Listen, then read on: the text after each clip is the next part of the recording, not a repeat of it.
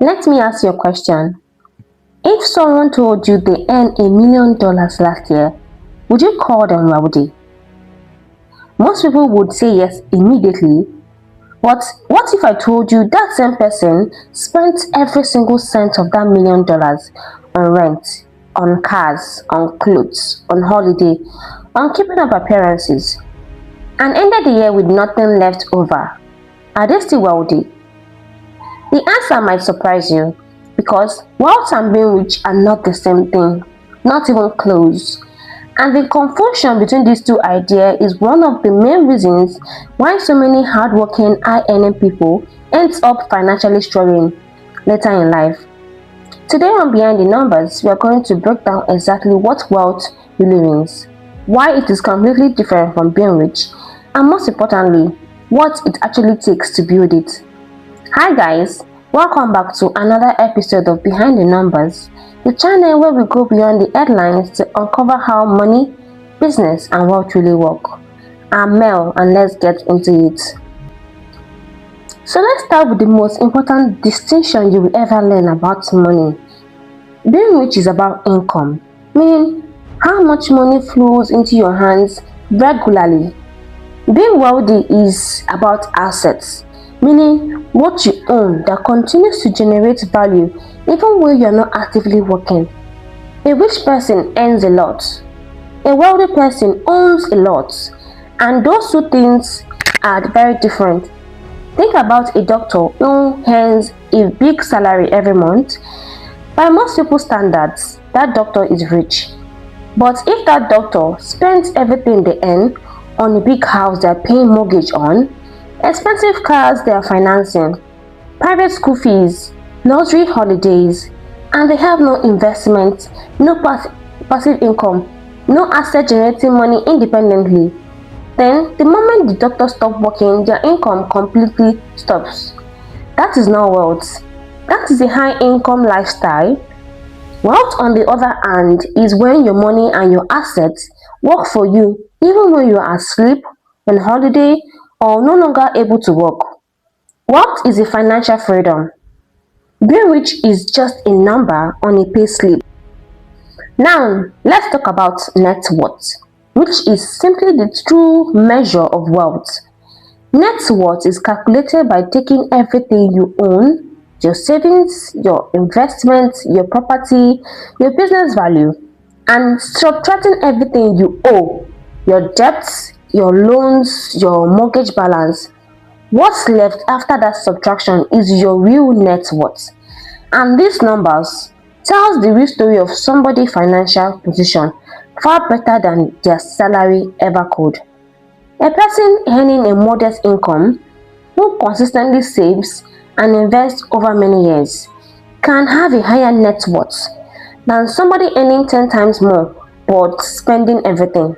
This is why you will hear people who live very ordinary life, teachers, civil servants, small business owners who quietly accumulated significant wealth over decades, while their high-earning peers who spent lavishly ended up with very little.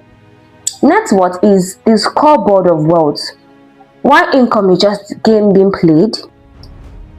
So how exactly do wealthy people build and maintain their wealth? The answer comes down to one fundamental principle that separates the wealthy from everyone else: assets versus liabilities. An asset, simply put, is anything that puts money into your pocket. A rental property that generates monthly rent is an asset. Stocks and shares that pays dividends, which are regular payments companies make to shareholders, are assets.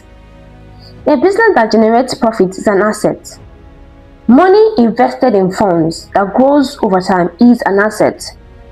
A liability, on the other hand, simply put, is anything that takes money out of your pocket. A car you're financing monthly is a liability. A mortgage on your home you live in is a liability. Credit card debt is a liability. Consumer loans are liabilities. The wealthy consistently and deliberately acquires assets and minimizes liabilities. Most ordinary people do the opposite. They earn money and immediately convert it into liabilities. A new phone on credit, a financed car, expensive rent with nothing saved. Every naira, dollar, and pound spent on a liability is a naira, dollar, or pounds that could have been working for you as an asset instead.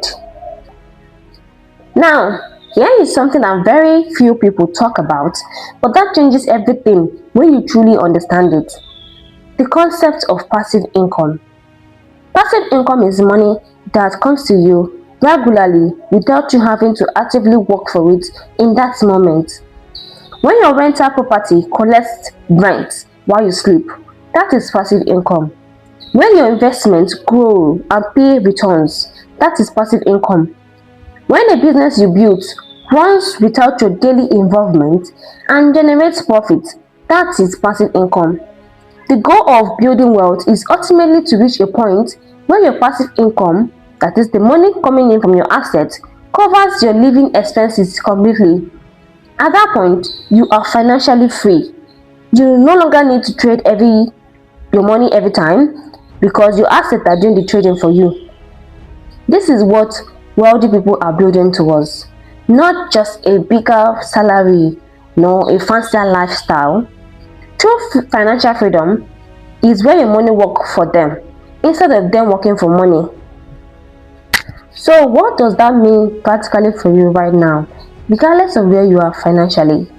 It means every financial decision you make from this point forward should be filtered through one simple question. Is this building my wealth or depleting it? Every purchase, every investment, every financial commitment, does this add to your assets or add to your liabilities? It means starting to invest, even small amounts as early as possible because of something called compound interest, which simply means the interest you earn on your money also earn interest over time, creating a snowball effect that grows your wealth very well the longer you leave it. Time is the most powerful tool in wealth building. A small amount invested consistently over 20 years will almost always outperform a large amount invested for 5 years. It means being intentional about your lifestyle inflation, which is the tendency people have to increase their spending every time their income increases, instead of increasing their investment. Every time you earn more, the temptation is to spend more. The wealthy resist that temptation, they increase their income and keep their spending relatively stable, directing the differences into assets that builds their net worth over time. In our next video, we are going to take this even further. We are talking about investing, what it actually is, how it works, why so many people are terrified of it, and how ordinary people with ordinary income have used it to build extraordinary wealth over time. If today's video shifted something in how you think about money, please like, subscribe and share it with somebody who needs to hear this. Because remember, the numbers don't lie, but they do hide. I will see you in the next one.